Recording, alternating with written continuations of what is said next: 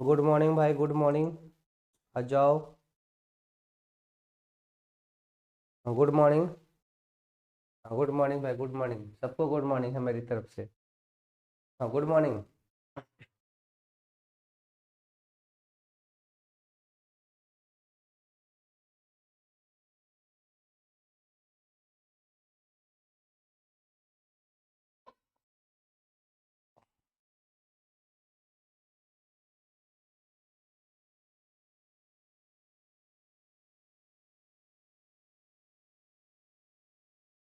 Good morning. तो आज का जो सेशन है यूपी बोर्ड और एमपी बोर्ड वालों के लिए नहीं है, ठीक है ना। आज हम लोग चैप्टर नंबर पढ़ेंगे 6।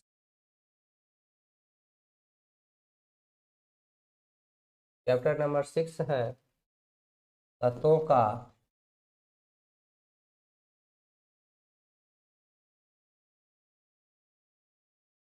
निष्कर्षण एवं सिद्धांत, है ना। तत्वों का निष्कर्षण एवं सिद्धांत, ठीक है भाई।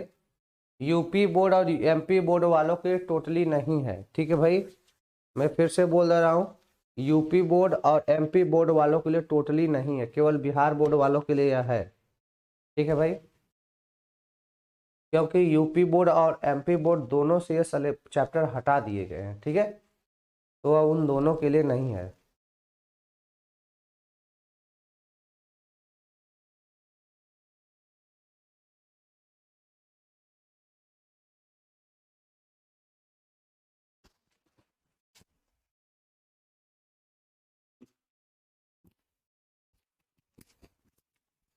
चलो भाई स्टार्ट करते हैं, ठीक है।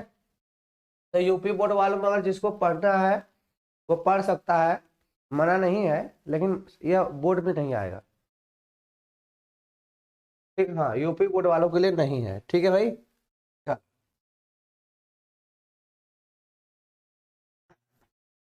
तो हम पहले बात करेंगे यहाँ पर एकदम देखो इम्पोर्टेंट इम्पोर्टेंट बात करेंगे ना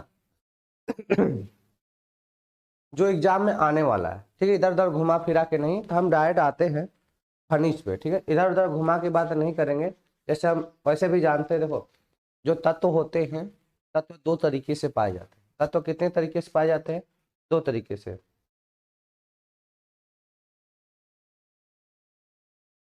ठीक है। जैसे जो तत्व होते हैं यह मुख्य रूप से कितने तरीके से पाए जाते हैं भाई? दो तरीके से पाए जाते हैं। एक पाए जाते हैं मुक्त अवस्था में,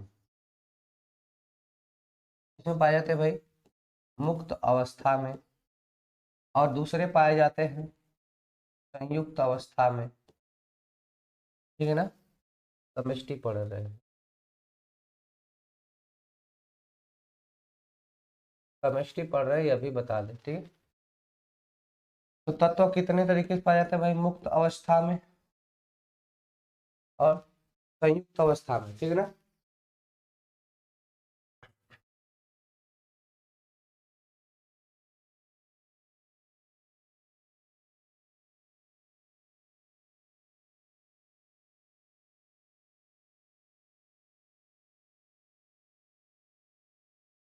ठीक है,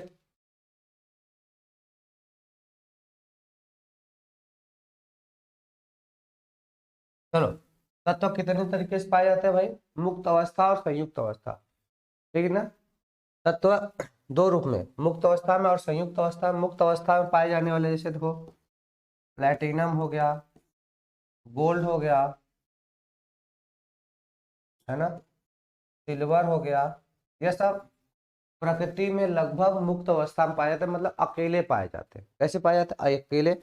और संयुक्त अवस्था में कैसे पाए जाते हैं? यौगिक के रूप में। संयुक्त अवस्था में कैसे पाए जाते हैं भाई? यौगिक के रूप में।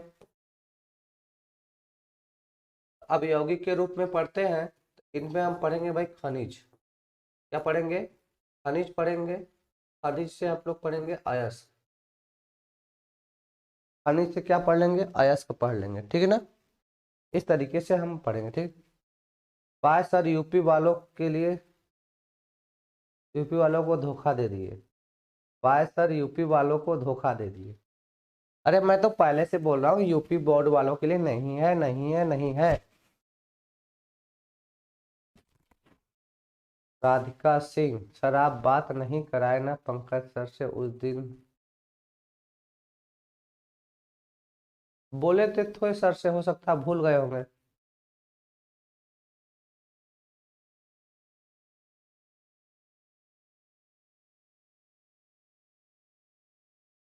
यूपी बोर्ड में बिल्कुल ये चैप्टर ही नहीं है, यूपी बोर्ड में चैप्टर ही नहीं है, ठीक है भैया। चलो, यौगिक के रूप में पाए जाते हैं, और यौगिक के रूप में पाए जाएंगे तो इसमें खनिज हो पढ़ेंगे, और हम लोग क्या पढ़ेंगे भाई, अयस्क पढ़ेंगे, ठीक है। तो हम लोग चैप्टर की शुरुआत करते हैं, चलो आ जाओ, आ जाओ हम लोग चैप्टर की शुरुआत करते हैं, ठीक है। तो पहले हम लोग पढ़ेंगे भाई खनिज क्या होता है ना। खनिज पढ़ेंगे जिसको हम कहते हैं मिनरल्स।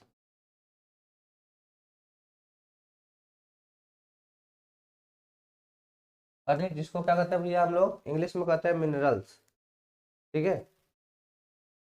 खनिज को इंग्लिश में क्या कहते हैं हम लोग, मिनरल्स कहते हैं।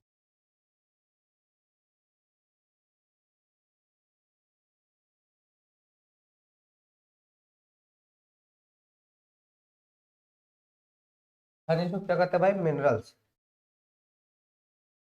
ठीक है।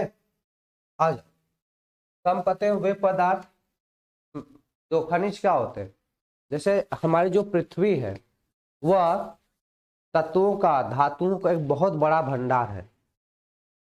जो हमारी पृथ्वी है वह खनिज पदार्थों का बहुत बड़ा भंडार है, ठीक है ना। तो हम जब पृथ्वी के भूपर्पटी के अंदर से खोद कर कुछ मटेरियल निकालते हैं, रॉ मटेरियल टाइप कुछ भी खन खोद के निकालते हैं, तो उसमें बहुत सारे धातु रहते हैं और उनके यौगिक उपस्थित रहते हैं, उन्हीं को हम खनिज का नाम देते हैं। उन्हीं नाम देते हैं, खनिज का नाम,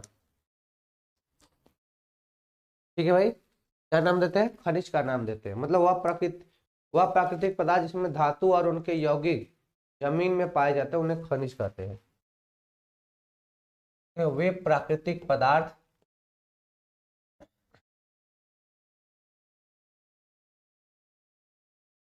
वे प्राकृतिक पदार्थ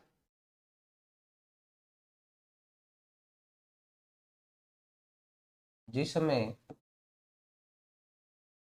धातु, वे प्राकृतिक पदार्थ में धातु और उसके यौगिक,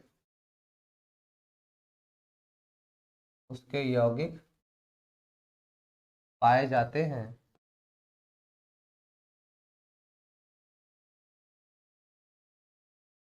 खनिज कहलाते हैं।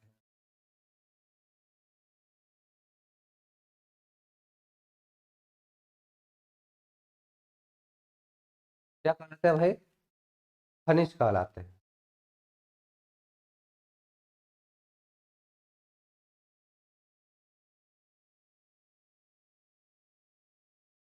ठीक है, क्या क्या कहलाते हैं भाई, खनिज। वे प्राकृतिक पदार्थ जिसमें धातु और उसके यौगिक पाए जाते हैं, खनिज पदार्थ कहलाते हैं। क्या कहलाते हैं, खनिज पदार्थ। बात समझ में आ रहा है सर? कल 20 और 25 बार कॉल किए थे, रिसीव नहीं हुआ।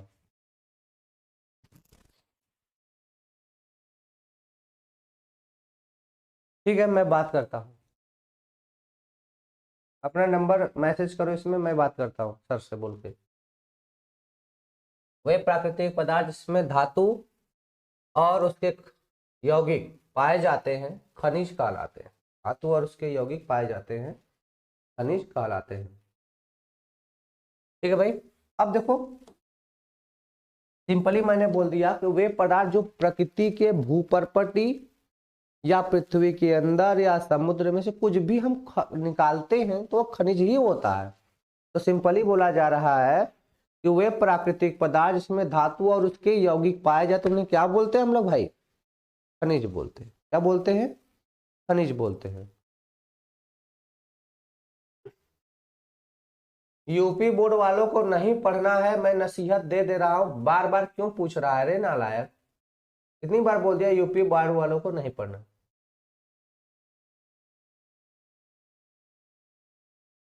ठीक है। चलो अब हम लोग बात करते हैं इसमें अयस्क क्या होता है।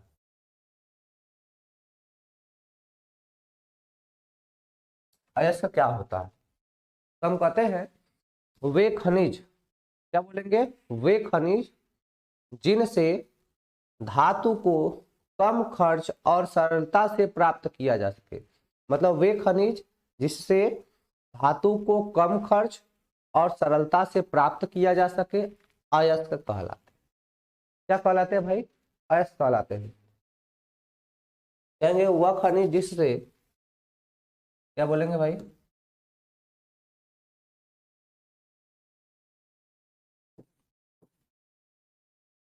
वह खनिज जिससे धातु को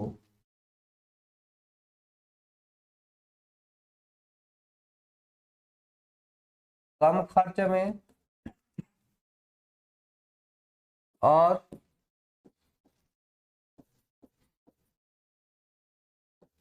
सरलता से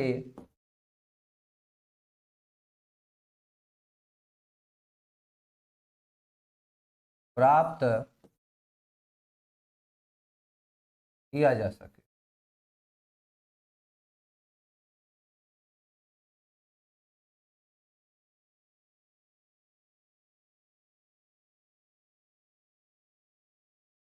अयस्क कहलाते हैं।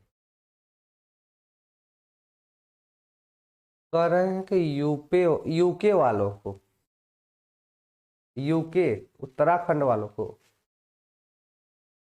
उत्तराखंड वालों के लिए हम बताएंगे, ठीक है। ठीक है भाई, इधर ध्यान दो।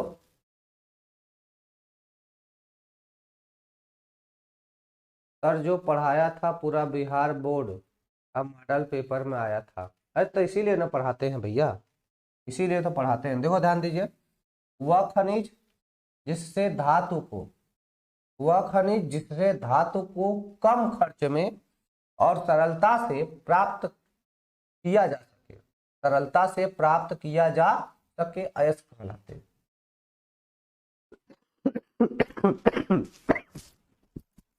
सॉरी।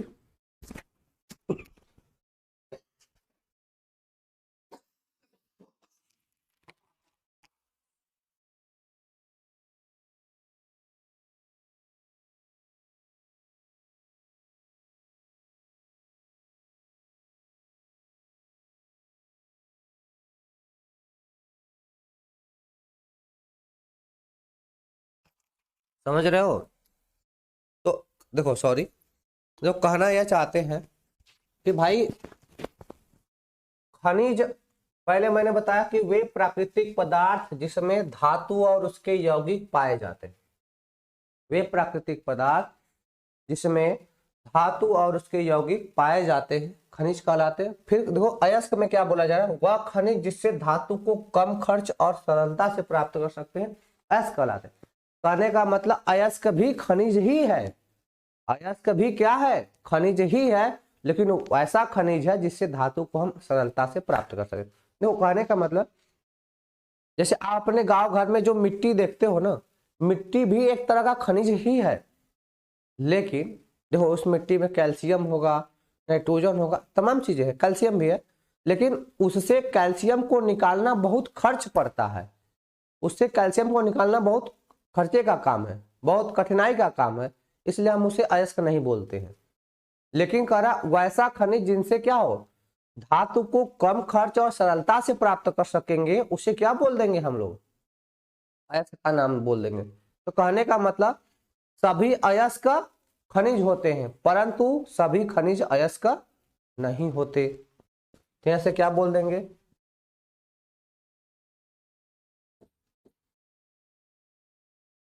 सभी अयस्क खनिज होते हैं, सभी अयस्क खनिज होते हैं, परंतु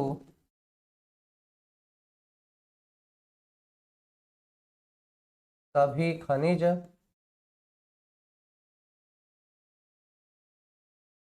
अयस्क नहीं होते हैं।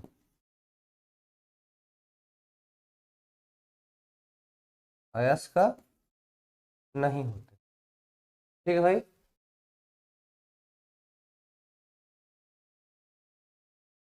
कम खर्च मीन्स का मतलब क्या है? ज्यादा टाइम न लगे।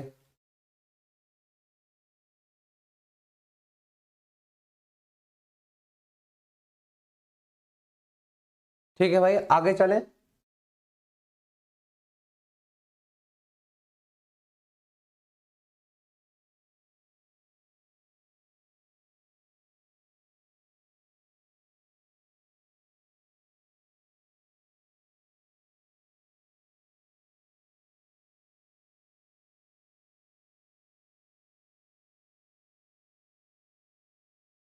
चले भाई आगे। चल, आगे चलते हैं थोड़ा। देखो, जैसे एग्जाम्पल की बात करते हैं, जैसे कुछ अयस्कों के एग्जाम्पल की बात कर ले। जैसे कापर के अयस्क, कापर के अयस्क की बात कर ले। कापर के अयस्क, तो कापर का पहला अयस्क होता है कापर ग्लांस। कापर के अयस्क की बात करें तो कापर का अयस्क कौन होता है? Copper glance. कौन होता है भाई? Copper glance. इसको बोलते हैं CuS, कापर ग्लांस। क्या होता है भाई? Copper glance, Cu।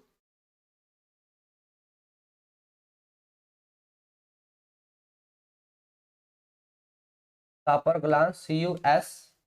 ठीक है, उसके बाद हम लोग दूसरा एग्जांपल है कापर पायराइट। दूसरा एग्जांपल है कापर पायराइट। इसका होता है CuFeS2। इसको हम लोग बोलते हैं copper pyrite. Sir last line समझ नहीं आया, फिर से समझो भैया। तो कहने का मतलब है, देखो तो बेटा, कह रहे हैं वह खनिज जिससे धातु को कम खर्च में और सरलता से प्राप्त किया जा सके, अयस्क कहलाता है। कहने का मतलब अयस्क किससे मिला है? अयस्क खनिज ही है, लेकिन वैसा वाला खनिज है जिससे हम लोग धातु को आसानी से पा सकते हैं। ठीक है, तो मैंने कहा सभी अयस्क खनिज से होते हैं। सभी अयस्क क्या होते हैं? खनिज ही होते हैं। लेकिन क्या सभी खनिज से धातु को प्राप्त कर सकते हैं? नहीं, ऐसा नहीं हो सकता। जैसे आपके गांव घर में जो खेतों की मिट्टी, उसमें भी तो खनिज है, वह भी खनिज है। उसमें भी धातु की कुछ मात्रा है, कुछ आयरन की मात्रा है, कुछ कॉपर की मात्रा है, कुछ कैल्शियम की मात्रा है, लेकिन हम उसे प्राप्त नहीं कर सकते, निकाल नहीं सकते। निकालने जाओगे तो बहुत खर्च आ जाएगा उसके शोधन में। ठीक है ना? तो यही मैंने बोला, परंतु सभी खनिज ऐसा नहीं होते। ठीक है भाई।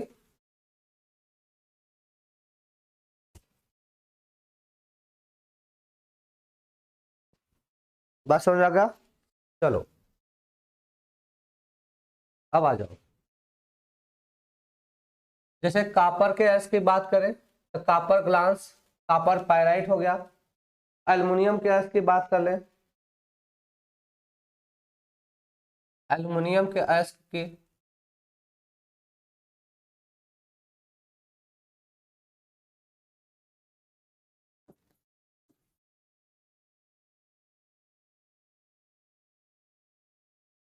एल्युमिनियम का कौन कौन एस होता है? तो जैसे हम लोग बोलते हैं एलुमिना, क्या बोलते हैं? या फिर बोलते हैं बॉक्साइट। पहला इसका सबसे प्रमुख एस कौन है? इसका सबसे प्रमुख एस होता है बॉक्साइट। बॉक्साइट क्या होता है? Al2O3 into 2H2O। Al2O3 into 2H2O।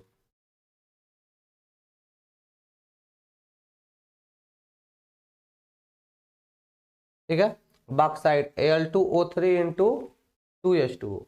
ठीक है भाई, अब समझो। दूसरे की दूसरे दूसरे की बात करते हैं।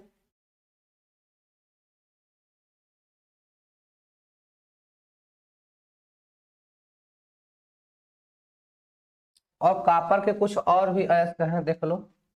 जिसका हम लोग कापर है, कापर के लिए और भी अयस्क होता है क्यूपराइट। क्यूपराइट कॉपर के और अयस्क की बात कर लेते हैं, होता है cuprite Cu2O, Cu2O, Cu2O cuprite बोलते हैं। और कॉपर के एक अयस्क की बात कर ले तो अगला जो अयस्क होता है मालाकाइट, मालाकाइट, मालाकाइट मत लिखो, मालाकाइट कोई ज्यादा पूछता भी नहीं है, मालाकाइट की जरूरत नहीं है, ठीक है ना। ठीक है भाई।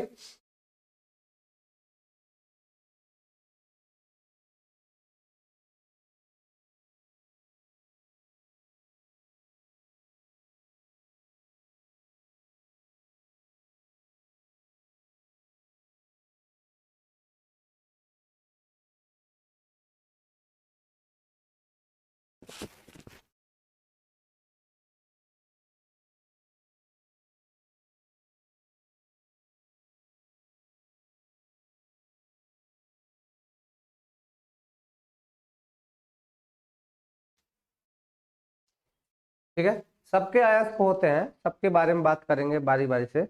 सोडियम का भी अयस्क होता है, पोटेशियम का भी होता है, सबका होता है, ठीक है। हाँ सर, केमिस्ट्री है बिल्कुल। हाँ बिल्कुल, ये यूपी बोर्ड वालों के लिए नहीं है। तो बक्साइड होता है। अच्छा ठीक है, बक्साइड होता है भाई।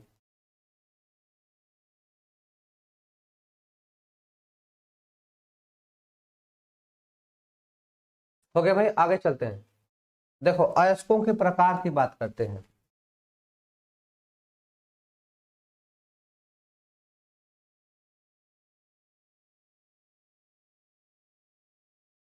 अयस्कों के प्रकार की बात करते हैं, ठीक है ना।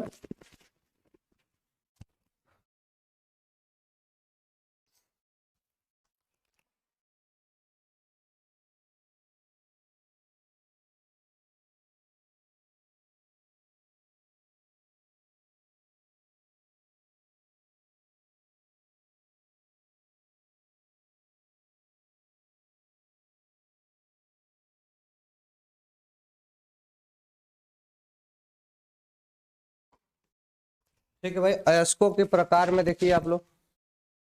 Thank you Ajit Singh ji. इसीलिए पढ़ाया जाता है ताकि आप लोग के पेपर में बढ़िया बढ़िया क्वेश्चन आए, ठीक है ना। इसीलिए हम लोग दिन रात मेहनत करते हैं आप ही लोग के लिए, ठीक है ना।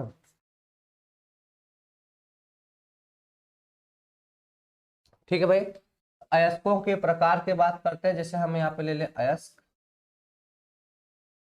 अयस्क समझ में नहीं आएगा तो बताना भाई। अयस्क को इंग्लिश में हम बोलते हैं ओर्स। अयस्कों को इंग्लिश में क्या बोलते हैं भाई, ओर्स बोलते हैं, ठीक है ना। ठीक है भाई, देखो अयस्कों के प्रकार में मैं शॉर्ट फॉर्म में पढ़ाने की कोशिश कर रहा हूँ। अयस्कों के प्रकार में ऑक्साइड अयस्क होते हैं, पहला हो जाएगा ऑक्साइड अयस्क,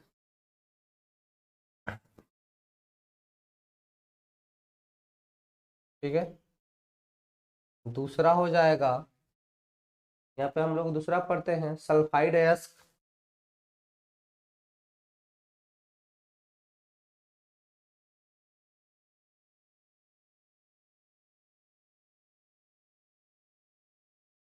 ठीक है। सर वीडियो नहीं चल रहा है, आप नेट अपना सही करो भाई, ठीक है। दूसरा बात करते हैं तीसरा हो जाएगा कार्बोनेट अयस्क,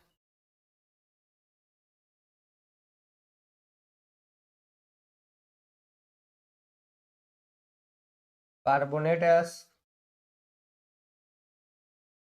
सर यूके वालों के लिए है क्या, यूके मतलब उत्तराखंड की बात कर रहे हो भाई।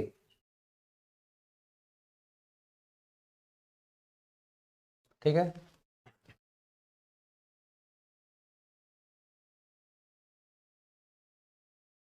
सल्फेट अयस्क, उसके बाद हाइलाइड अयस्क,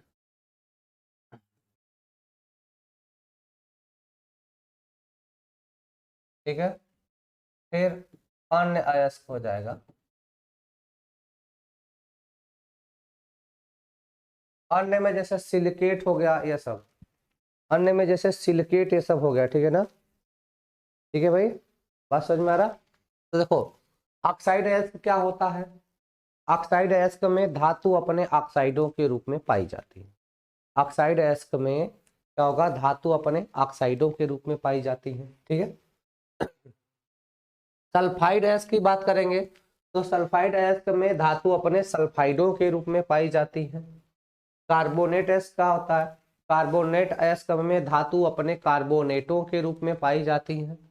सल्फेट अयस्क क्या होता है, सल्फेट अयस्क में धातु अपने सल्फेटों के रूप में पाई जाती है। हाइलाइड अयस्क में धातु हाइलाइडों के रूप में पाई जाती है प्लस अन्य है, ठीक है सर। बिल्कुल यूपी बोर्ड वालों के लिए नहीं है, काहे बार बार पूछ रहे हो भैया, क्या चाहते हो हम तुमको आके लतिया दे फोनवा में, हैं? लतिया के बताएं कि नहीं है तुम्हारे बोर्ड में, गजब बेइज्जती है यार। ठीक है भाई, चलो। तो जैसे ऑक्साइड अयस्क में बात कर ले, ऑक्साइड अयस्क में एग्जाम्पल हम लोग सीधे सीधे लिखते हैं, जैसे हेमाटाइट, हेमाटाइट। ऑक्साइड अयस्क में जैसे हम बात कर ले हेमाटाइट, हेमाटाइट का फार्मूला Fe2O3, Fe2O3 बात कर ले। उसके बाद किसकी बात कर ले भाई, बॉक्साइट की बात कर ले।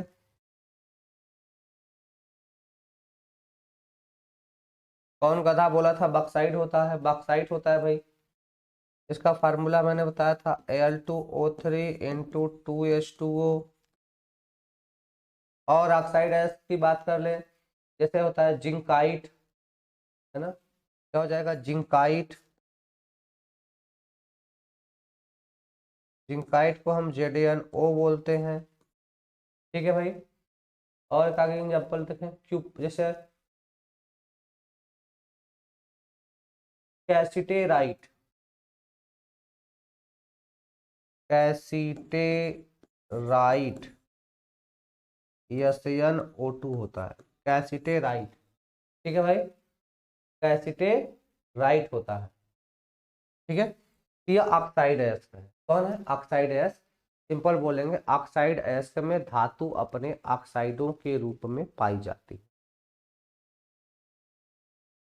अरे बिहार बोर्ड वालों के लिए पढ़ा रहे हैं मेरे लाल, ठीक है ना, बिहार बोर्ड वालों के लिए ही पढ़ा रहे हैं, यूपी बोर्ड वालों को और MP बोर्ड वालों को नहीं पढ़ना है, केवल बिहार बोर्ड वालों को ही पढ़ाया जा रहा है, ठीक है। चलो, तो यह सब ऑक्साइड अयस्क हो गए, कौन हो गए भाई ऑक्साइड अयस्क। सल्फाइड अयस्क की बात करेंगे तो बोलेंगे इसमें धातु अपने सल्फाइडों के रूप में पाई जाती है, सल्फाइड अयस्क में धातु अपने सल्फाइडों के रूप में पाई जाती हैं। जैसे कॉपर पायराइट, जैसे हम बात कर लेंगे क्या हो जाएगा भाई इसमें example, copper pyrite, copper pyrite formula CuFeS2, formula क्या हो जाएगा CuFeS2, कॉपर पायराइट को क्या बोलेंगे CuFeS2।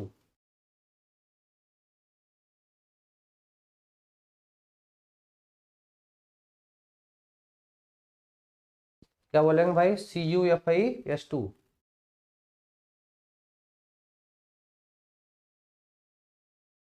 ठीक है भाई।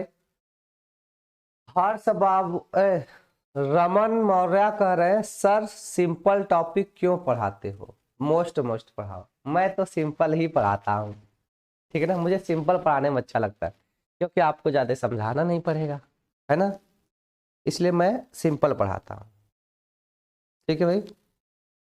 मैं तो सिंपल टॉपिक ही पढ़ाता हूँ, देखो इसके बाद भी जो उठाएंगे वो सिंपल उठाएंगे, मुझे कठिन पढ़ाना अच्छा नहीं लगता है ना, बिल्कुल सही। चलो, मैं तो सिंपल ही पढ़ाऊंगा, मैं सिंपल आदमी सिंपल पढ़ाऊंगा, ठीक है। चलो भैया, तो सल्फाइड अयस्क की बात करते हैं, सल्फाइड अयस्क में क्या हो जाएगा, कॉपर पायराइट हो जाएगा, आयरन पायराइट हो जाएगा, और क्या हो जाएगा भाई आयरन पायराइट हो जाएगा, ठीक है, इसको बोलते हैं FeS2, आयरन पायराइट हो जाएगा, ठीक है। उसके बाद बोलते हैं सीने बार,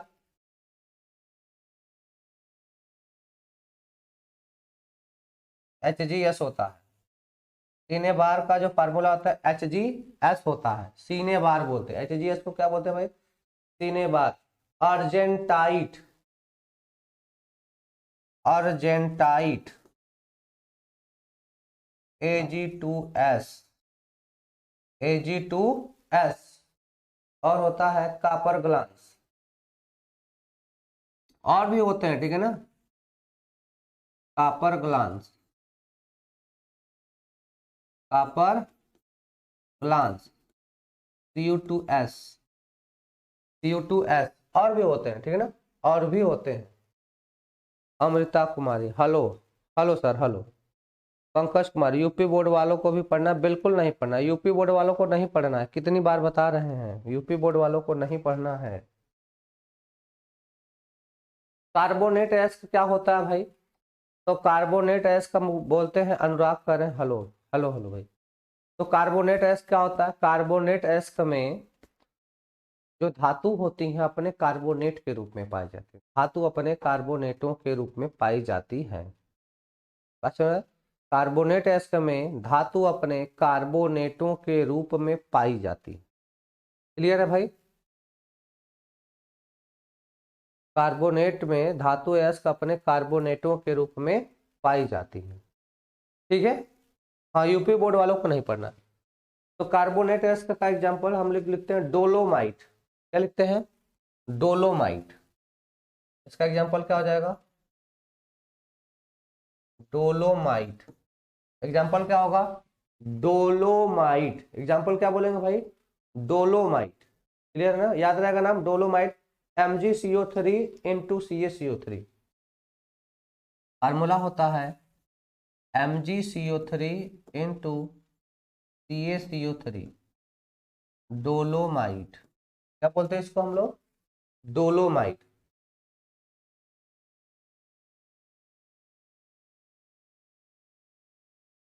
ठीक है, डोलोमाइट। अगला एग्जाम्पल हो जाएगा सीडेराइट। सीडे राइट। क्या हो जाएगा भाई? Siderite. क्या बोलते हैं हम लोग इसको? Siderite. FeCO3, FeCO3, siderite. ठीक है।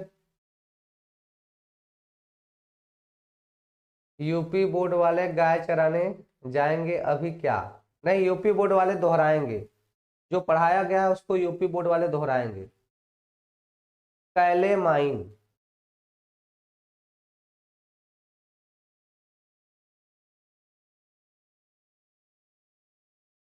कैलेमाइन।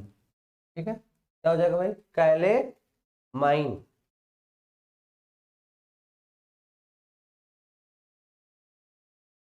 ZnCO3। यहाँ पे देखो जगह कम पड़ रहा है यार, और भी एग्जाम्पल लिखना है, ठीक है ना।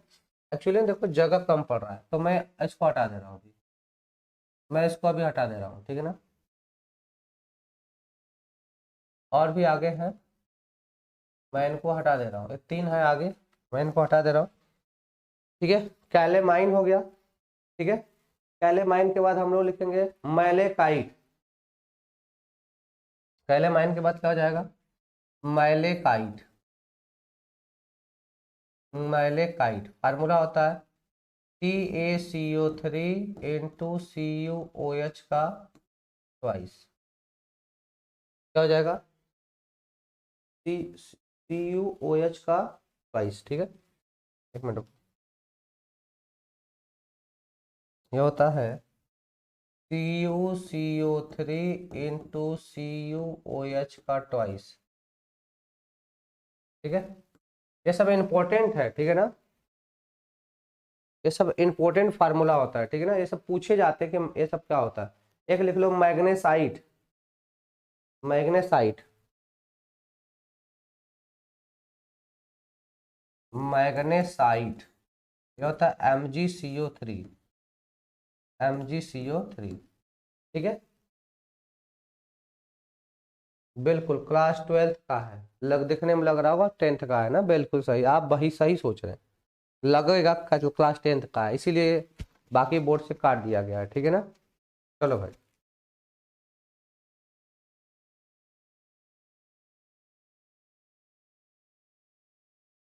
ठीक है, आगे चले।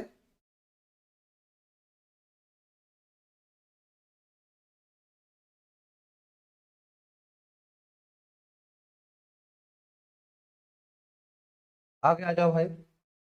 इसके बाद कौन होगा? सल्फाइड।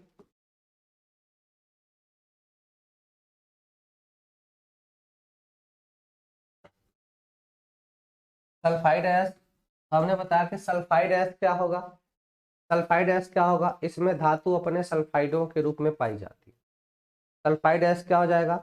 इसमें धातु अपने सल्फाइडों के रूप में पाई जाती है ना। सल्फाइड एस में क्या हो जाएगा? इसमें धातु अपने सल्फाइडों के रूप में पाई जाती हैं। उत्तराखंड वाले भी नहीं पढ़ेंगे, ठीक है ना, उत्तराखंड वाले भी क्या करें, रिवीजन करें। तो इसका एग्जाम्पल हो जाएगा भाई एप्सम लवण। पहला इसका एग्जाम्पल क्या हो जाएगा? एप्सम लवण। इसका पहला एग्जाम्पल होगा एप्सम लवण। पहला एग्जाम्पल क्या हो जाएगा भाई? एप्सम लवण।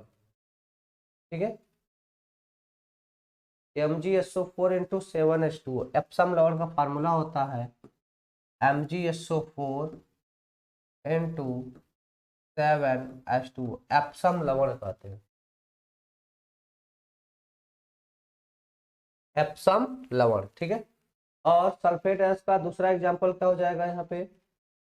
जिप्सम। दूसरा एग्जाम्पल क्या हो जाएगा भाई? जिप्सम। जिप्सम कहाँ यूज करते हैं? सीमेंट में यूज करते हैं। CuSO4 × 2H2O। CuSO4 × 2H2O। तो तीसरा एग्जाम्पल हो जाएगा सेलेस्टाइन। सेलेस्टाइन। तीसरा एग्जाम्पल क्या हो जाएगा भाई? सेलेस्टाइन। SrSO4। SrSO4। ठीक है भाई, और का एग्जाम्पल देख लेते हैं। बैराइटीज। बैराइटीज ये होता है BaSO4। क्या होता है भाई? BaSO4। और अगला एग्जाम्पल हो जाएगा एलुनाइट। एलुनाइट रहने दो, नहीं पूछा जाता है। सर 14 से 29 तारीख के तो नहीं जानकारी है नीलेश पाल जी, मुझे जानकारी नहीं है।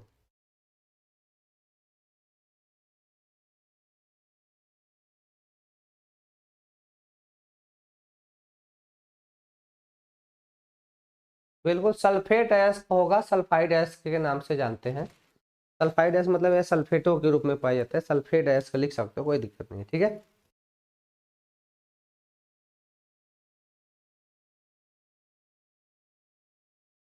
चलो भैया कर ही देते हैं, नहीं तो आप लोग कहेंगे सल्फेट लिख देते। खुश हो जाइए अब। रोशनी जी खुश हो जाइए, सल्फेट हमने लिख दिया है। सल्फाइड चाहे बोले सल्फेट बोले, लगभग में एक ही चीज होता है।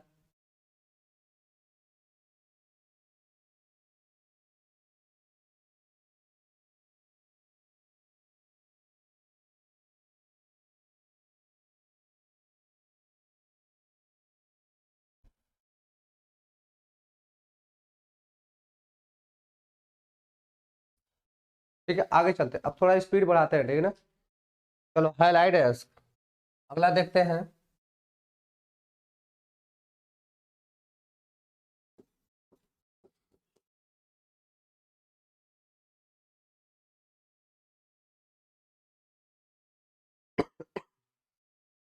हाईलाइट मतलब किसको बोलते हैं? हाईलाइट को देखो बच्चा, यक्स यक्स से दिखाते हैं, इसका मतलब होता है FClBrI। ये सब हाईलाइट है। ये सब क्या है? हाईलाइट। हाइलाइट मतलब हाइड्रोजन परिवार के तत्व। हाइलाइट मतलब हाइड्रोजन परिवार के तत्व। हाइलाइट मतलब क्या होता है? हाइड्रोजन परिवार के तत्व होता है। ये अब ClBrI हो गया। तो इसमें धातु अपने हाइड्रोजनों के रूप में पाई जाती है। धातु अपने हाइड्रोजनों के रूप में पाई जाती है। तो एग्जाम्पल पहला यहाँ पे हो जाएगा आपका, जैसे हम लोग पहले एग्जाम्पल की बात करें, फ्लूओस्पार। पहला एग्जाम्पल हो जाएगा फ्लूओस्पार। पहला एग्जाम्पल हो जाएगा फ्लूओ स्पार। पहला एग्जाम्पल क्या हो जाएगा, फ्लूओ स्पार CuF2। फ्लूओ स्पार कहते हैं, CuF2 बोलते हैं। और अगला हो जाता है रॉक सॉल्ट। रॉक सॉल्ट, और रॉक सॉल्ट को हम नाम देते हैं साधारण नमक का। रॉक साल्ट को क्या बोलते हैं, साधारण नमक। और इसका एग्जाम फार्मूला होता है NaCl। फार्मूला क्या हो जाएगा, सबका नहीं लिखवाएंगे, सबका लिखवाते रहेंगे तो पूरा दिन बीत जाएगा, हमें खाली और से लिखवाते लिखवाते। ठीक है भैया, जो इंपॉर्टेंट है कार्नेलाइट। कार्नेलाइट जो इंपॉर्टेंट वही लिखवाएंगे, कार्नेलाइट। कार्नेलाइट, ठीक है। KCl MgCl2, KCl MgCl2 into 2H2। ठीक है, KCl MgCl2 into 2H2। अगला हो जाएगा हार्न सिल्वर। हार्न सिल्वर,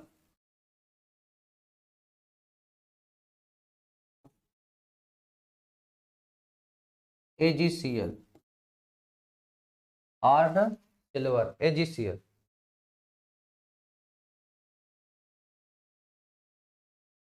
हाँ बिल्कुल, जो हम पढ़ा रहे हैं वो सब बिहार बोर्ड वालों को पढ़ना है, पूरा पढ़ना है। ठीक है,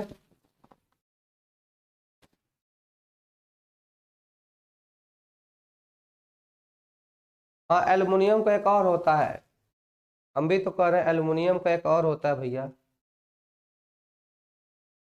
एलुमिना होता है, ठीक है ना।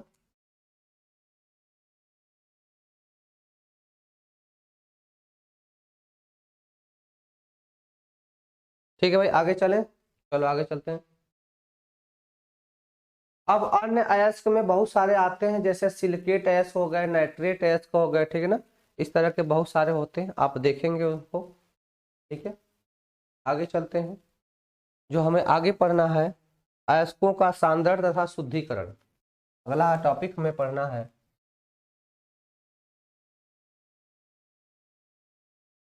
अयस्कों का सांद्रण, क्या पढ़ना है हमें, अयस्कों का सांद्रण, या इसी को क्या बोलते हैं, शुद्धिकरण का नाम देते हैं, या इसी को किसका नाम देते हैं, शुद्धिकरण। सांद्रण बोले तो शुद्धिकरण, सांद्रण बोले तो क्या हो जाएगा भाई, शुद्धिकरण हो जाएगा। ठीक है,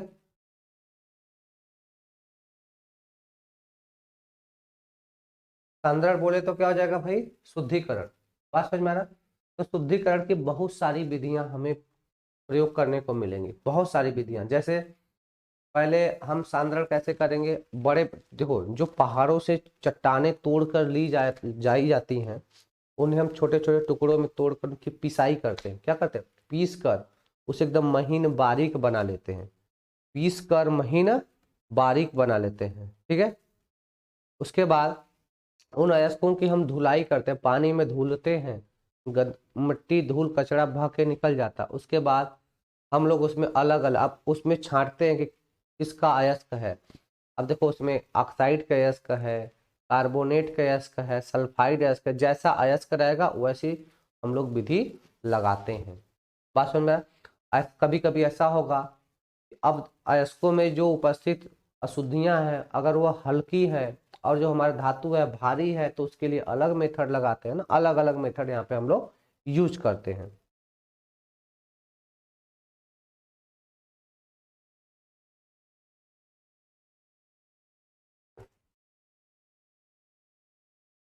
ठीक है, चलो आ जाते हैं।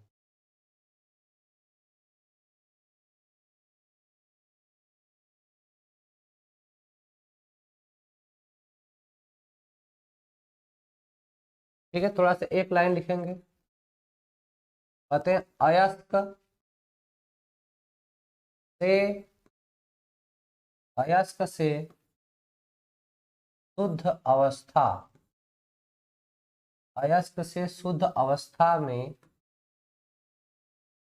धातु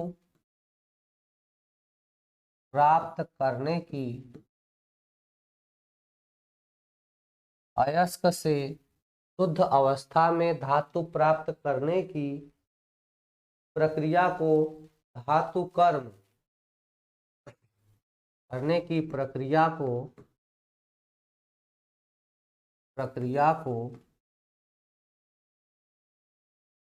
धातु कर्म या धातु निष्कर्षण, धातु कर्म या धातु निष्कर्षण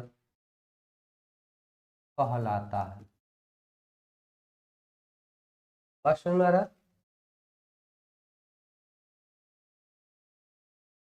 ठीक है भाई। अयस्क से शुद्ध अवस्था में धातु प्राप्त करने की प्रक्रिया को धातु कर्म या धातु निष्कर्षण कहलाता है।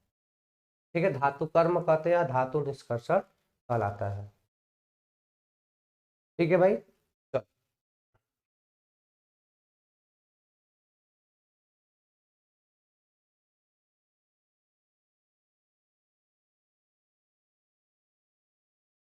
ठीक है, चल हम कहते हैं धातु निष्कर्षण के पद, धातु कर्म के पद। तो कई सारे स्टेप्स होते हैं। क्या क्या स्टेप्स होते हैं वह देखो। पहला क्या करेंगे, पहला जो स्टेप्स होता है वो हम कहते हैं चूड़ीकरण। पहला क्या करेंगे, चूड़ीकरण। और जो दूसरा स्टेप इसमें हम यूज करते हैं उसका नाम है अयस्क का सांद्रण। अयस्क का सांद्रण। और जो तीसरा स्टेप्स है उसको हम कहते हैं सांद्रित अयस्क का धातु ऑक्साइड में ऑक्सीकरण। सांद्रित अयस्क का धातु ऑक्साइड में ऑक्सीकरण। और जो चौथा स्टेप्स है धातु ऑक्साइड का धातु में अपचयन। धातु ऑक्साइड का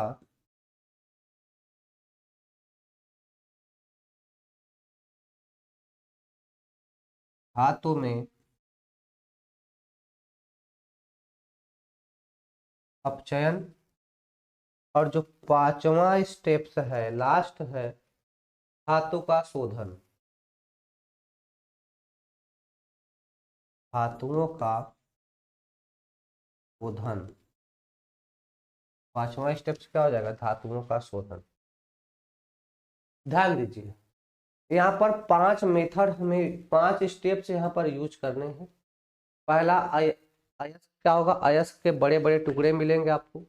अयस्क बहुत बड़े बड़े चट्टानों से तोड़कर निकाले जाते हैं।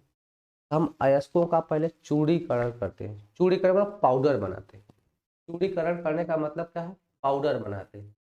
क्या करते हैं भाई, पाउडर बनाते हैं। पीस कर क्या करेंगे, चूड़ीकरण का मतलब क्या, पीसना। क्या होता है इसका मतलब, पीसना। इसको पीसा जाएगा। एक पत्थर पीसने की मशीन होती है जिसे दलित्र के नाम से जानते हैं, उसमें इसको पीसा जाएगा। क्या किया जाएगा भाई, पीसा जाएगा। ठीक है ना, बात समझ में आ रहा है। इसको पीसेंगे, पीस कर पाउडर बना लेंगे। पीस के क्या करेंगे, पाउडर बना लेंगे। फिर अयस्कों का सांद्रण होगा। अब अयस्कों के सांद्रण की कई विधियां, अयस्कों के सांद्रण की कई विधियां होती। तो अयस्कों का सांद्रण होगा, फिर सांद्रित अयस्क का धातु ऑक्साइड में।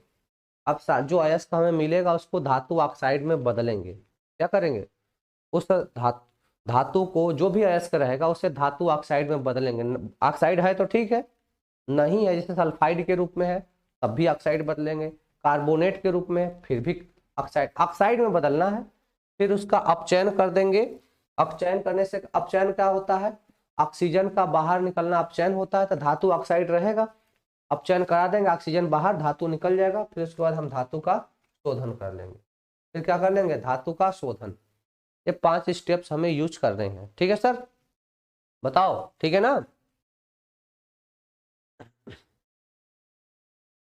सर नहीं दिख रहा है, लास्ट में लिखा है धातुओं का शोधन, लास्ट में लिखा है धातुओं का शोधन, ठीक है सर। चलो आगे चलते हैं, ये 5 स्टेप यूज करने हैं, बारी बारी से हम इसको पढ़ेंगे।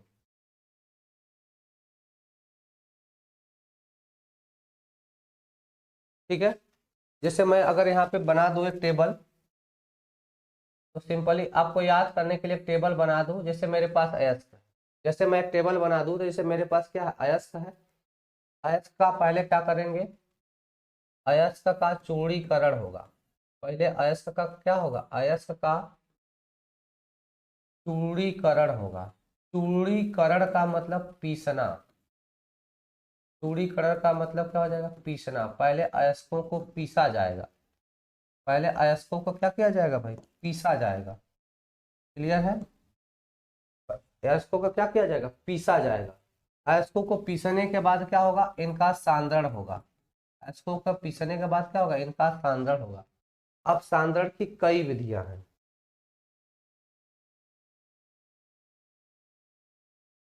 अयस्कों का क्या होगा, सांद्रण होगा।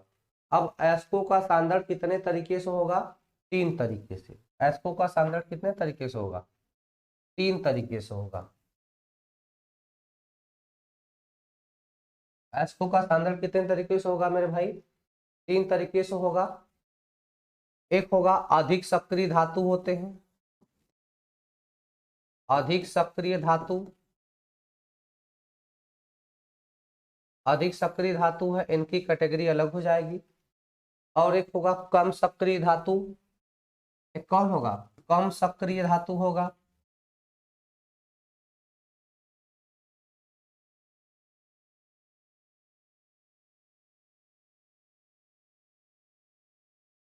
इनका अलग तरीके से करेंगे। और एक है बीच वाले भी होते हैं, मध्यम सक्रिय धातु।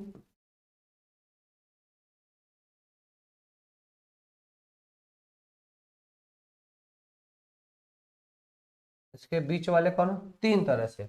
मतलब धातुओं को कितने तरीके से बांट दिया गया भैया, 3 तरीके से। धातुओं को कितने कैटेगरी में बांट दिया गया, 3 कैटेगरी में।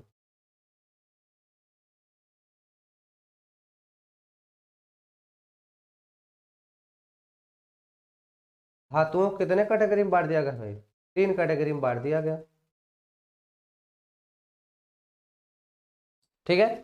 धातुओं को कितने कैटेगरी में बांट दिया गया, 3 कैटेगरी में बांट दिया गया। एक अधिक सक्रिय, एक कम सक्रिय, और बीच वाले मध्यम सक्रिय, ठीक है। अब अधिक सक्रिय के लिए क्या करते हैं, तो अधिक सक्रिय के लिए कौन सा मेथड यूज करते हैं हम लोग, अधिक सक्रिय के लिए कौन सा मेथड यूज करते हैं, तो गलित लवण वैद्युत, गलित लवण का वैद्युत अपघटन करते हैं।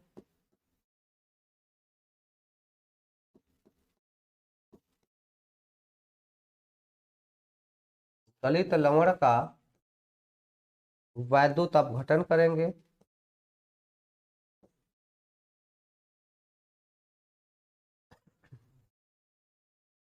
गलित लवण का क्या करेंगे भाई, वैद्युत अपघटन करेंगे। वैद्युत अपघटन से क्या मिलेगा, हमें शुद्ध धातु प्राप्त हो जाएगी। इससे क्या होगा, हमें शुद्ध धातु प्राप्त हो जाएगी। इससे क्या हो जाएगा, हमें शुद्ध धातु प्राप्त हो जाएगी, ठीक है।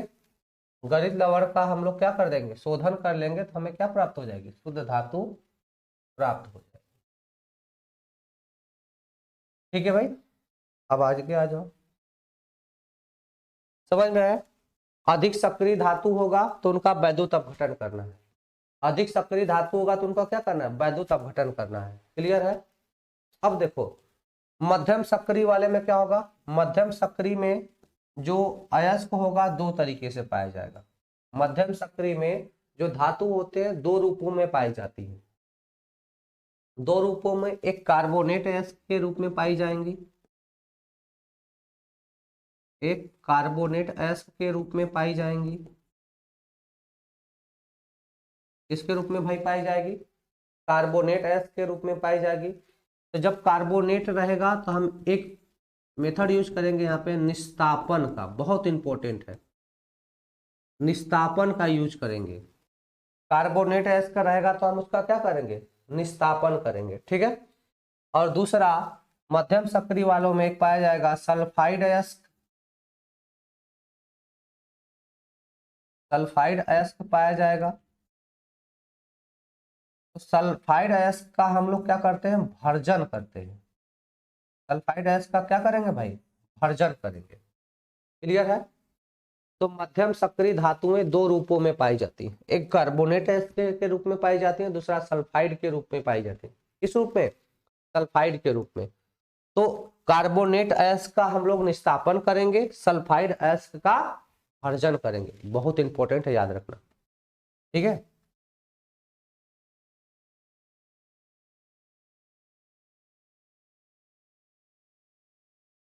ठीक है भाई।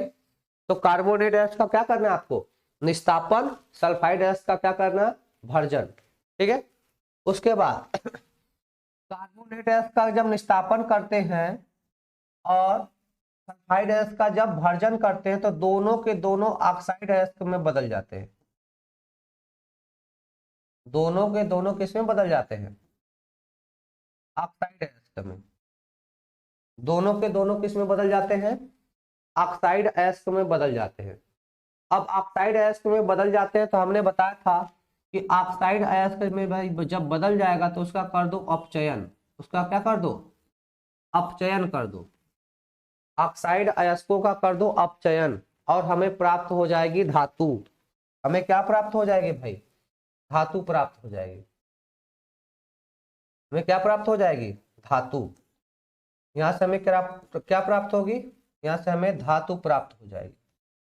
क्या प्राप्त हो जाएगी, धातु। अब धातु प्राप्त हो गई तो धातु का शोधन हो गया। इधर से क्या मिल जाएगा, धातु का शोधन। यहाँ से इसकी सफाई कर लेंगे, हो गया, ठीक है। ऐसे करना है। बात समझ में आ रहा है। अब जो कम क्रियाशील है, अब इसके बाद देखो जो कम क्रियाशील है, जो कम क्रियाशील होते हैं वह सल्फाइड अयस्क के रूप में पाए जाते हैं। किस रूप में पाए जाते हैं भाई, सल्फाइड अयस्क के रूप में पाए जाते हैं। जो कम क्रियाशील है किस रूप में पाए जाते हैं, सल्फाइड अयस्क के रूप में पाए जाते हैं। तो सल्फाइड अयस्क का क्या करना है, सल्फाइड अयस्क का भर्जन करना है।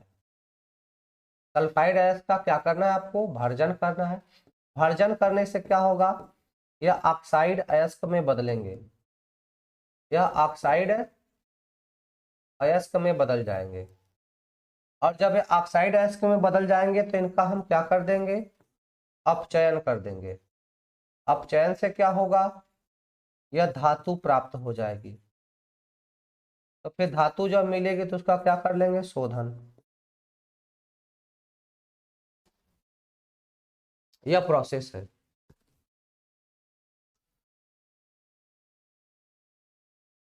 एक बार आप देखो फिर हम समझाते हैं। चले आज दो क्लास अपने टाइम पे नहीं शुरू हुआ था, 6:15 के आसपास, सॉरी 6:45 के आसपास क्लास स्टार्ट हुई थी।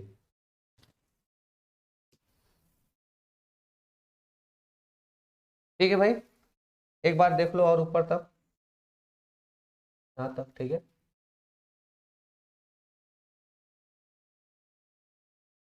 बात समझ में आ गया। तो धातु को कितने कैटेगरी में हमने बांट रखा है, 3 कैटेगरी में। धातु को कितने कैटेगरी में, 3 कैटेगरी में। अधिक क्रियाशील, कम क्रियाशील और मध्यम क्रियाशील। अधिक क्रियाशील वालों का क्या करना है, वैद्युत अपघटन करना है। और मध्यम क्रियाशील में 2 तरह के होंगे, एक कार्बोनेट है होगा, दूसरा सल्फाइड होगा। तो कार्बोनेट वालों का निस्तापन कर दो, सल्फाइड वालों का भर्जन कर दो, ऑक्साइड में बदल जाएंगे। ऑक्साइड मिल गया, अपचयन कर दो, धातु मिल जाएगी। और कम क्रियाशील वाले सल्फाइड अयस्क में पाए जाते हैं, सल्फाइड अयस्कों का करो भर्जन, भर्जन से ऑक्साइड में बदलेगा, ऑक्साइड का करो अपचयन, धातु प्राप्त हो जाएगी। ठीक है भाई, चलो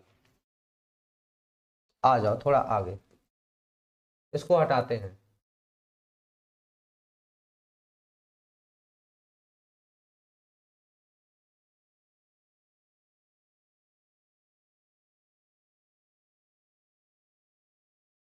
ठीक है भाई, ठीक है आगे चले, यहां तक हो गया, आगे चलते हैं। ठीक है,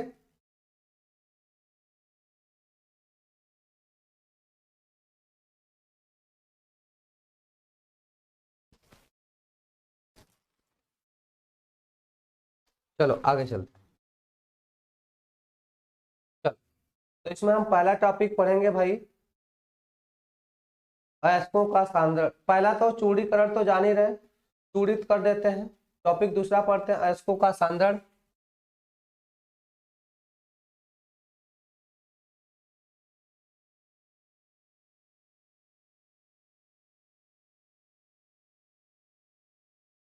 हमें क्या पढ़ना है भाई, अयस्कों का सांद्रण पढ़ना है, ठीक है ना।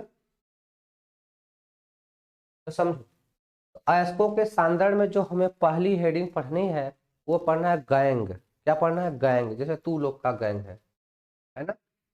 क्या है भाई, गैंग होता है। जैसे हम कहते हैं खनिज पदार्थ जब हम निकालते हैं, खनिज पदार्थ में क्या होता है, धूल होता है, मिट्टी होता है, कंकड़ होता है, पत्थर होता है, बालू होता है, तमाम अशुद्धियां मिली रहती हैं, तमाम अशुद्धियां होती है। इन अशुद्धियों को क्या कहते हैं हम लोग, गैंग कहते हैं। इन अशुद्धियों को क्या कहते हैं, गैंग। गैंग किसका होता है, गंदे लोगों का गैंग होता है।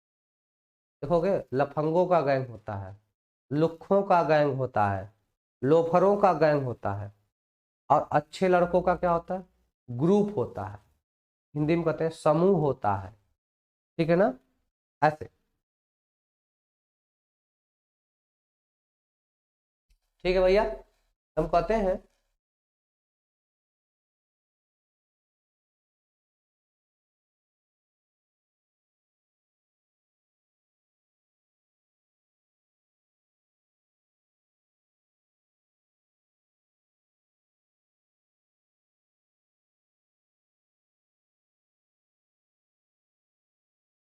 बोलते हैं अयस्कों में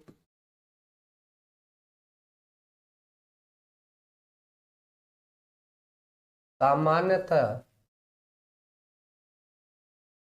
मिट्टी, बालू, कंकड़ आदि की अशुद्धियां मिली होती हैं, आदि की अशुद्धियां मिली होती हैं या उपस्थित रहती, आदि की अशुद्धियां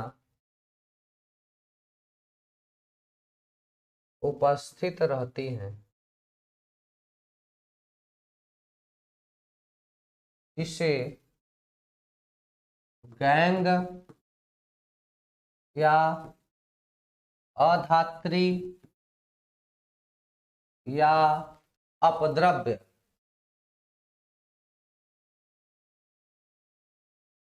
या अपद्रव्य या मैट्रिक्स या मैट्रिक्स कहते हैं। इतने नाम है इसके।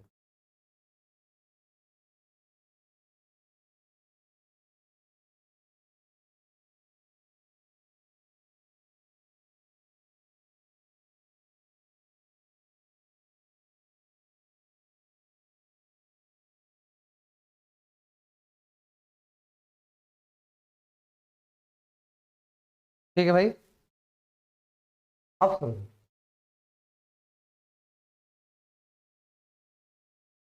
बात समझ में आ रहा है। इनको क्या कहते हैं भाई, गैंग कहते हैं।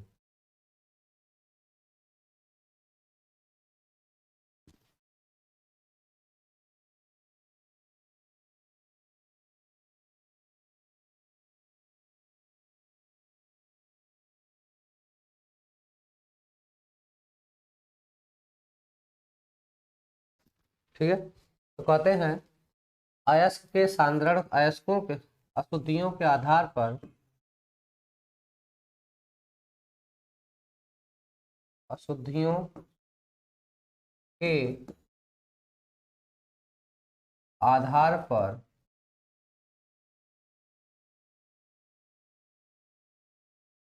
सांद्रण की निम्न विधियां हैं।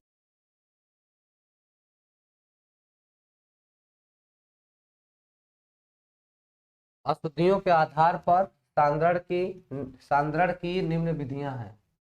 निम्न विधियां हैं। निम्न विधियां हैं। ठीक है। अब देखो अशुद्धियां कई प्रकार की हैं। इसमें अशुद्धियां कई प्रकार की हैं, तो सांद्रण की विधियां भी कई प्रकार की होती हैं। जब अशुद्धियां कई प्रकार की हैं तो इसमें हम लोग जो सांद्रण की विधियां प्रयोग करते हैं यह भी कई प्रकार की होती है। ठीक है ना। चले भाई आगे। तो अयस्कों में मिली अशुद्धि क्या कहलाती है? अयस्कों में उपस्थित अशुद्धि क्या कहलाती है? गैंग कहलाती है। अयस्कों में उपस्थित अशुद्धि क्या कहलाती है भाई? गैंग कहलाती है। क्या कहलाती है? गैंग। तो इसमें जो पहला मेथड सांद्रण का जो पहला मेथड पढ़ना, इसका नाम है, इसको हम कहते हैं गुरुत्वीय पृथक्करण विधि। जो क्या कहते हैं?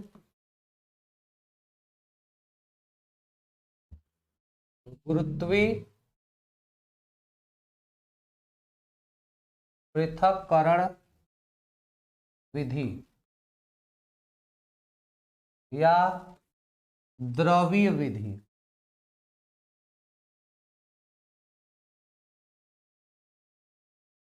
या द्रवीय विधि।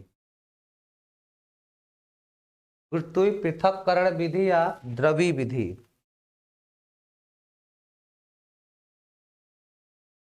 ठीक है। तो देखो इस मेथड का उपयोग कब करते हैं? इस मेथड का उपयोग कब किया जाता है समझो। जब अयस्क धातु अयस्क के कणों का आकार भारी हो।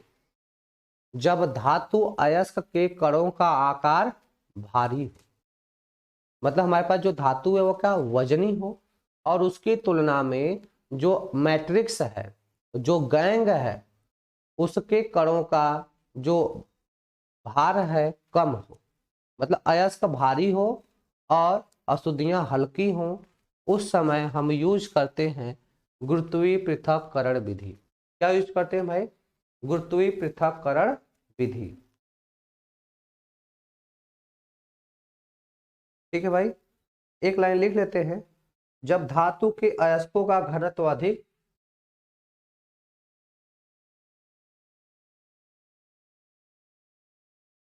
जब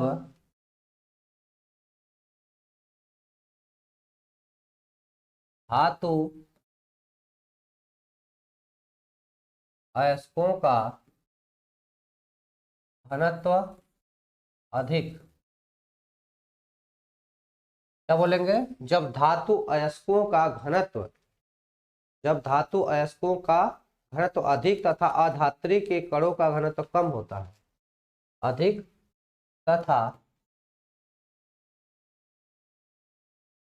अधात्री के कणों का घनत्व कम होता है। कम होता है। कम होता है। तब अयस्क के सांद्रण के लिए इस विधि का प्रयोग करते हैं। तब अयस्क के सांद्रण के लिए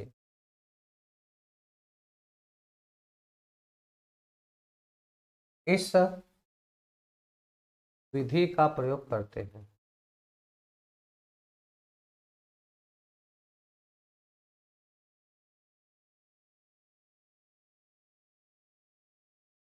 बात समझिए क्या कह रहा है। जब धातु अयस्कों का घनत्व अधिक हो, जब धातु के अयस्क का जो कण है उसका घनत्व तो अधिक हो, घनत्व तो ज्यादा हो, और अधात्री के कणों का घनत्व तो कम हो, तब अयस्कों के सांद्रण के लिए इस विधि का प्रयोग करते हैं। यह मेथड क्या होता है समझो। यह मेथड थोड़ा हम एक ढालू नुमा कुछ ऐसे ढालू नुमा ऐसे स्लोप में एक सरफेस लेते हैं, ऐसे फ्लैट में एक सरफेस लेते हैं, ऐसे स्लोप में एक सरफेस लिया जाता है और इसमें यहाँ पर पीसे हुए अयस्क को रख दिया जाता है। यहाँ पे किसको रख दिया जाता है भाई? पीसे हुए अयस्क को। यहाँ पे पीसे हुए अयस्क को हम लोग रख देते हैं।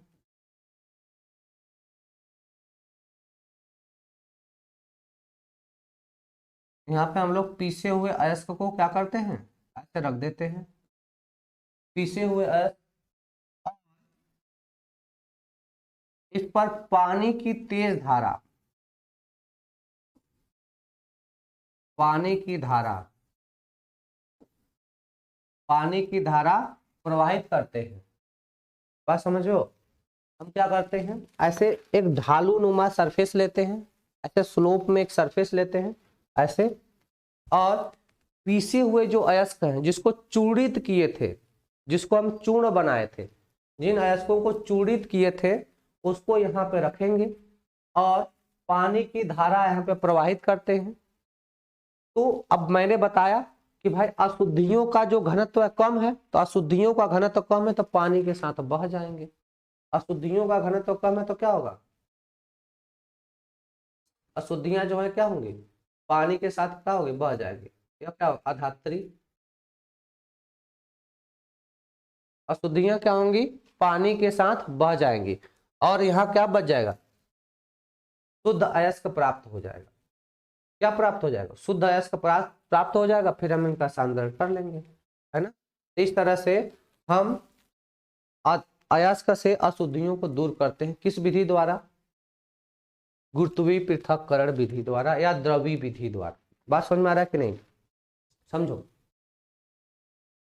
गुरुत्वीय पृथक्करण विधि कैसे लगाना है? जैसे फ्लैट सरफेस, जहां से देखो ऐसा ढलान टाइप पे हो, ऐसे ढलान टाइप पे हो, नीचे की तरफ धार हो, वहीं पे अयस्कों का हम लोग, सर मॉर्निंग की कोई भी क्लास उत्तराखंड वालों के लिए नहीं है क्या? जरा समझिए। जब ऐसे ढलान नुमा कोई सरफेस हो और उसी पे हम चूड़ित अयस्क, पीसे हुए अयस्क को रख दे और पानी की धारा यहाँ पर प्रवाहित करे, तो भाई देखो जो अयस्क है, धातु अयस्क, उसका घनत्व तो ज्यादा है तो पानी में नहीं बहेगा, वही पड़ा रह जाएगा। लेकिन जो गंदगी है पानी के साथ बह जाए, जो गंदगी है वह पानी के साथ क्या होगी? बह जाएगी। तो इस तरह से जो हमारा अयस्क है वह शुद्ध हो जाएगा। अयस्क क्या हो जाएगा भाई? शुद्ध हो जाएगा।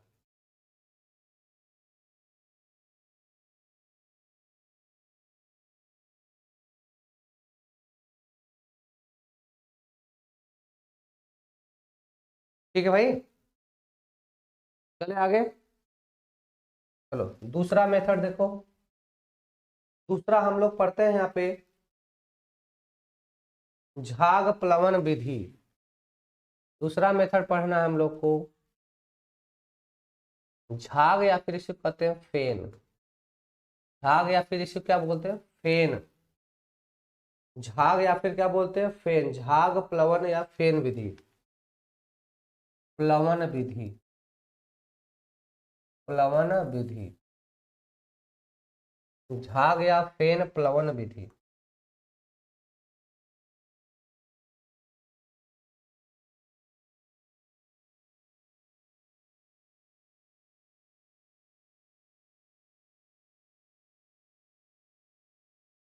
प्लवन, झाग या फेन प्लवन विधि।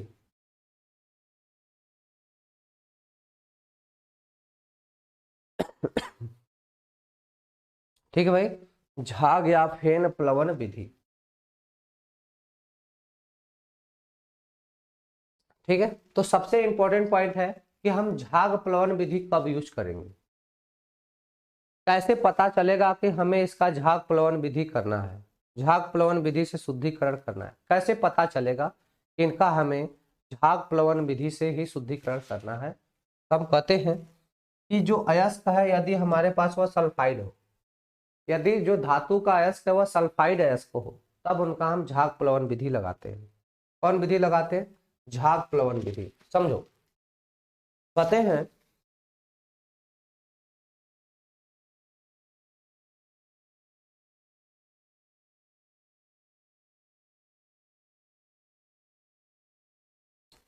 सल्फाइड अयस्कों, सल्फाइड अयस्कों ऐसे, सॉरी लिखेंगे ऐसे, जब अयस्क में, जब अयस्क में सल्फाइड की अशुद्धियां सम्मिलित हों, जब अयस्क में सल्फाइड की अशुद्धियां सम्मिलित हों तो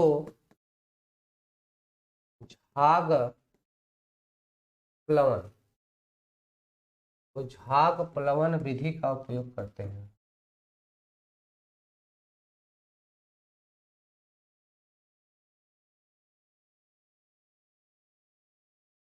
तो झाग प्लवन विधि का उपयोग करते हैं। जब अयस्क में सल्फाइड की अशुद्धियां सम्मिलित हों तो झाग प्लवन विधि का उपयोग करते हैं। जैसे जैसे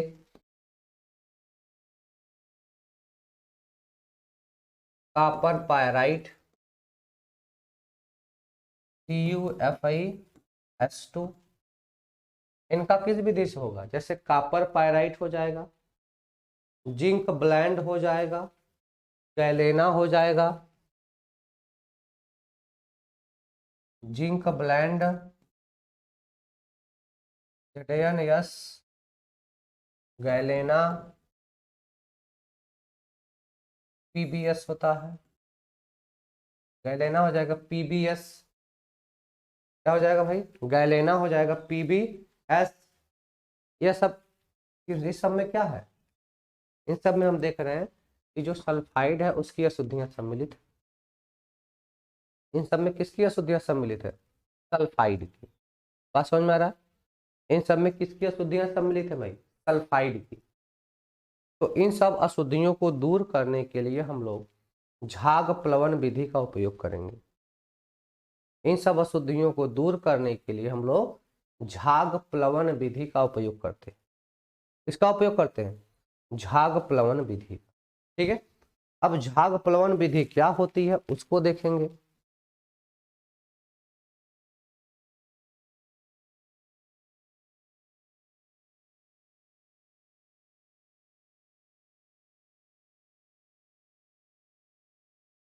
ठीक है भाई,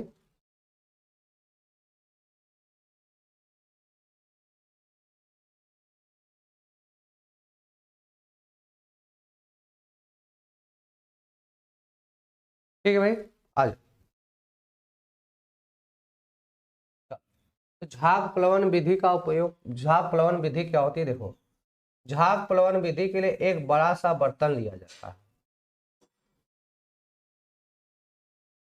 झाग प्लवन विधि के लिए क्या किया जाता है? एक बड़ा सा बर्तन लिया जाता है। ऐसे एक बड़ा सा, झाग प्लवन विधि को करने के लिए क्या करते हैं? एक बड़ा सा बर्तन लिया जाता है। इस बड़े से बर्तन में पानी डालते हैं, वाटर डाला जाता है। ठीक है भाई, उसके बाद इसमें हम चीड़ का तेल डालते हैं। उसमें हम क्या करते हैं? चीड़ का तेल डालते हैं।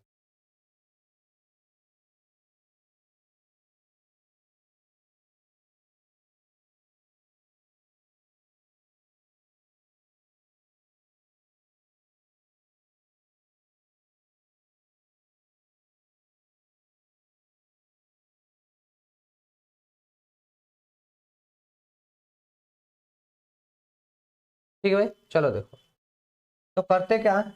एक बड़े से बर्तन में आपको पानी लेना है। ठीक है, एक बड़े से बर्तन में, हाँ, केवल प्लवन को समझाइए। हाँ,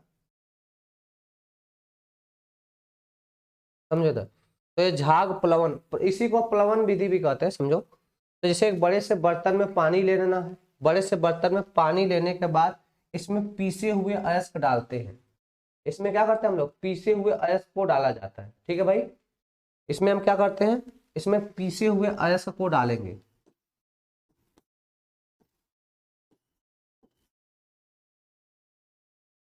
ठीक है, पीसे ऑक्साइड सल्फाइड अयस्क, ठीक है। तो इसमें हम क्या डालेंगे, पीसे ऑक्साइड अयस्क डालते हैं और बाहर से एक पाइप से इसमें हवा डालते हैं। बाहर से एक पाइप से इसमें क्या डालते हैं भाई, हवा डालते हैं, ऐसे। तो बाहर से एक पाइप से इसमें हम क्या डालेंगे, हवा डालेंगे।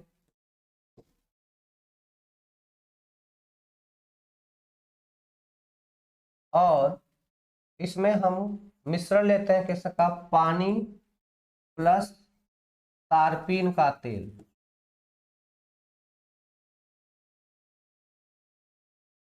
यह मिश्रण किसका है, इसमें थोड़ा सा 0.5 से लेके 1%, मान लो 1%, मान लो 1% क्या डाल देंगे, तारपीन का तेल डाल दो या चीड़ का तेल। तारपीन या फिर किसका तेल ले सकते हैं, चीड़ का तेल।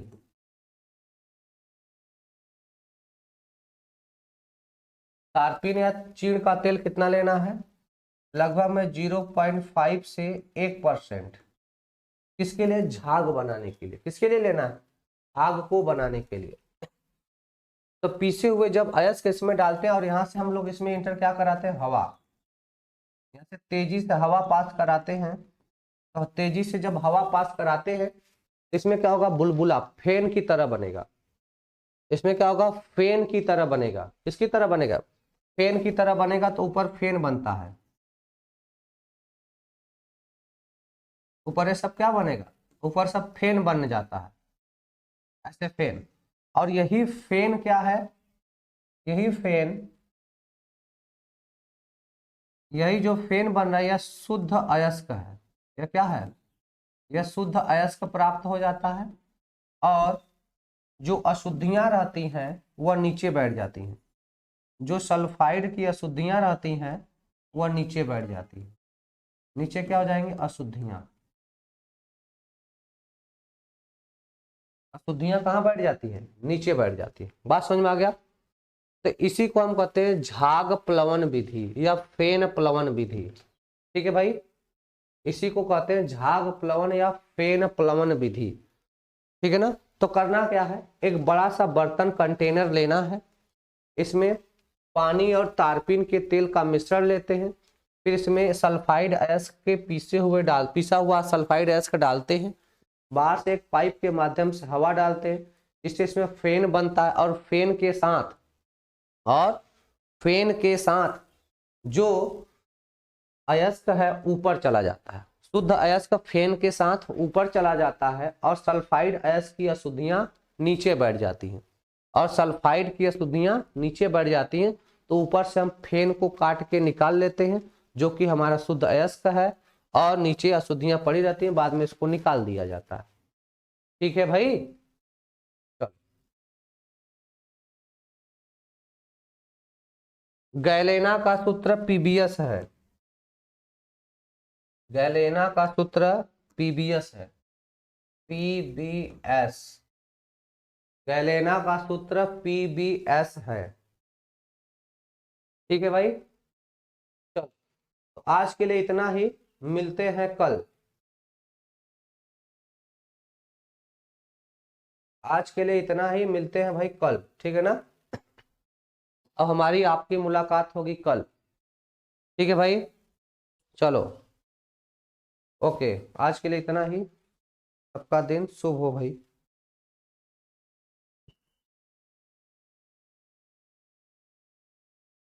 ठीक है, चलो, चलते हैं।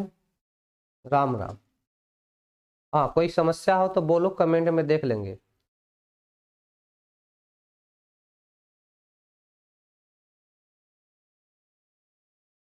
यह लिखने वाला टॉपिक नहीं है क्या। तारपीन का तेल क्या होता है? जो पेंट करते समय पेंट में मिलाया जाता है उसे तारपीन का तेल कहते हैं। Okay, my name is Shubham. ठीक है, ओके बाय।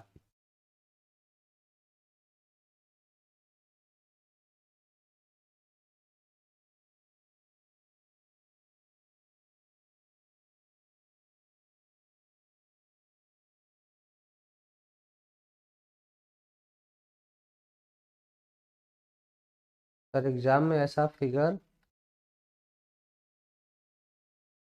हाँ एग्जाम में ऐसा फिगर पूछेगा तो बनाएंगे, जैसे जल्दी पूछता नहीं है।